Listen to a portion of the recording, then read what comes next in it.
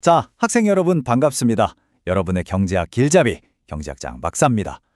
혹시 뉴스에서 어떤 도시가 빚더미에 앉아서 거의 파산 직전이다, 뭐 이런 이야기 들어본 적이 있어요? 오늘은요, 바로 그 문제의 가장 깊은 곳에 있는 개념이죠.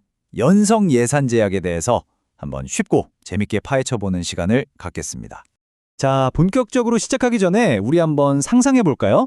만약에 여러분이 신용카드를 막 긁었는데 그 카드 값을 부모님이 아무 말 없이 항상 다 갚아주신다.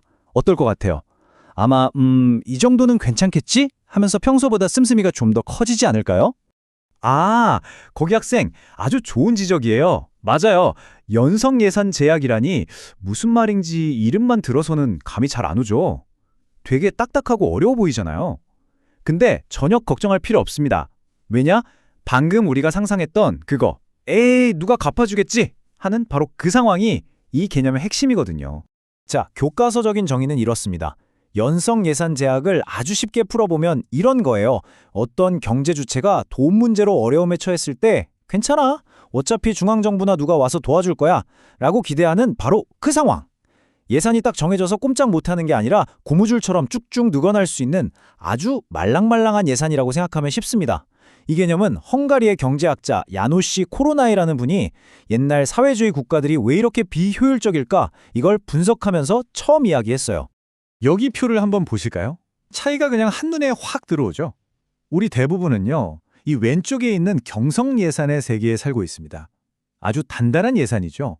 월급이라는 한계가 명확하고 내가 진 빚은 당연히 내가 갚아야 해요. 그런데 연성 예산은 어때요? 한계가 좀 유연해요. 왜? 손실이 나도 누군가가 해결해 줄 거라는 기대가 저변에 깔려 있으니까요. 그럼 어떻게 되겠어요? 자연스럽게 돈 관리는 느슨해지고 에라 모르겠다 하고 위험한데 돈을 쓸 유혹도 훨씬 커질 수밖에 없겠죠. 와, 지금 나온 질문이 오늘 강의의 핵심입니다. 정말 중요한 포인트예요. 그렇죠. 아니, 어려우면 도와주는 게 당연한 거 아닌가? 이렇게 생각할 수 있죠. 그런데 말입니다.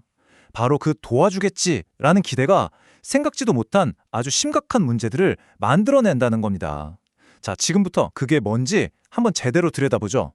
이게 바로 경제학에서 아주 중요하게 다루는 도덕적 해이라는 문제입니다. 어차피 중앙정부가 막아줄 거라는 믿음이 딱 생기는 순간 지방정부는 어떻게 행동할까요? 굳이 허리띠를 졸라맬 필요가 없겠죠. 선거 때 표 얻으려고 무리하게 다리 놓고 건물 짓고 재정을 생각도 안 하고 막 공짜 점심 같은 복지 정책을 남발하는 겁니다. 왜? 일단 저질러고 보자. 뒷수습은 중앙정부가 알아서 해주겠지. 이런 배짱이 생기는 거예요. 그리고 이 문제는요, 한 번 빠지면 정말 헤어나오기 힘든 악순환의 늪을 만들어버려요. 자, 흐름을 한번 보세요. 일단 무리하게 돈을 써서 재정난이 생깁니다. 그럼 어떻게 하죠? 바로 중앙정부가 도와주겠지 하고 기대하게 되죠. 그리고 실제로 도움을 받으면요, 거봐, 내 말이 맞지, 이렇게 해도 괜찮네 라는 아주 잘못된 교훈을 얻게 되는 겁니다. 그럼 또다시 방만한 재정 운용을 반복하겠죠. 결국 위기는 해결은커녕 눈덩이처럼 점점 더 커지는 겁니다. 네, 맞아요. 바로 그겁니다. 이론적으로는 그게 정답이죠. 그냥 쫙 잘라서 이제 부천 국물도 없어 하고 안 도와주면 스스로 정신 차리지 않겠어요? 그런데 현실에서 중앙정부는 그렇게 간단하게 결정할 수가 없어요. 아주 복잡하고 골치 아픈 딜레마에 빠지게 되거든요. 바로 대마불사라는 논리 때문입니다. 큰 말은 죽지 않는다는 뜻이죠. 즉, 너무 커서 망하게 내버려둘 수 없다는 거예요. 여러분, 한번 상상해 보세요. 만약에 서울시나 부산시 같은 거대 도시가 파산해서 공무원들 월급도 못 주고 매일 타는 버스랑 지하철이 멈춰선다? 어떻게 될까요? 그 지역 경제는 그냥 마비되는 수준을 넘어서 대한민국 전체가 휘청거릴 수 있어요. 파장이 어마어마하겠죠. 자, 그러니까 중앙정부는 정말 이러지도 저러지도 못하는 상황에 빠지는 거예요. 도와주자니 도덕적 해이라는 나쁜 버릇을 더 키워서 문제를 악화시키는 꼴이 되고요. 그렇다고 모른 척 내버려두자니 그 도시의 파산 때문에 아무 잘못도 없는 시민들이 길거리에 나앉고 공공서비스가 마비되는 심각한 피해를 입게 되잖아요. 정말 진퇴양난이죠. 그럼요, 당연히 있죠.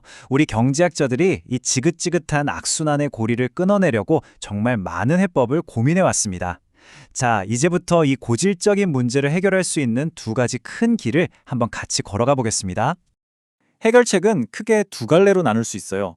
첫 번째는 시장의 힘을 이용하는 겁니다. 이게 뭐냐면 재정을 엉망으로 운영하는 정부는 신용등급이 낮아질 거 아니에요. 그럼 돈 빌릴 때 엄청나게 비싼 이자를 물게 만드는 거예요. 시장이 알아서 벌을 주는 거죠. 두 번째는 더 근본적인 방법인데요. 아예 제도를 뜯어 고치는 겁니다. 법으로 그냥 딱 못을 박아버리는 거예요. 무슨 일이 있어도 구제는 절대 없다. 이렇게요. 더 이상 기댈 언덕이 없게 만드는 거죠. 근데 여기서 제일 중요한 단어는 바로 신뢰성입니다. 그냥 이번에는 진짜 안 도와줄 거야 라고 말로만 떠드는 건 아무 소용없어요. 시장과 모든 사람들이 이번 정부는 진짜로 구제해줄 생각이 없구나 라고 믿게 만들어야 해요. 그러려면 아주 강력하고 빼도 박도 못하는 제도적 장치가 필요한 겁니다. 재정 규율을 지키는 게 권장사항이 아니라 필수사항이 되도록 만들어야 한다는 거죠. 자, 오늘 좀 어려운 이야기를 한 것 같기도 한데 머릿속의 내용이 잘 정리되도록 핵심만 쏙쏙 뽑아서 다시 한번 짚어보고 마무리하겠습니다. 오늘 이야기의 흐름 기억나시죠? 모든 문제의 시작은 뭐였다? 누군가 도와주겠지라는 기대였습니다. 이 기대가 도덕적 해이라는 괴물을 낳았고 결국 재정 위기의 악순환으로 이어졌죠. 하지만 중앙정부는 대마불사라는 딜레마 때문에 섣불리 개입하기 어려웠습니다. 결국 해법은 뭐다? 시장의 힘을 이용하든 강력한 제도를 만들든 해서 그 기대 자체를 원천적으로 없애버리는 것. 이게 핵심이라는 점 꼭 기억해 주세요. 오늘 강의는 여기까지입니다. 마지막으로 여러분께 생각할 거리 하나 던져드릴게요. 여러분이 살고 있는 우리 동네, 우리 시의 예산은 과연 단단한 경성 예산일까요? 아니면 말랑말랑한 연성 예산일까요?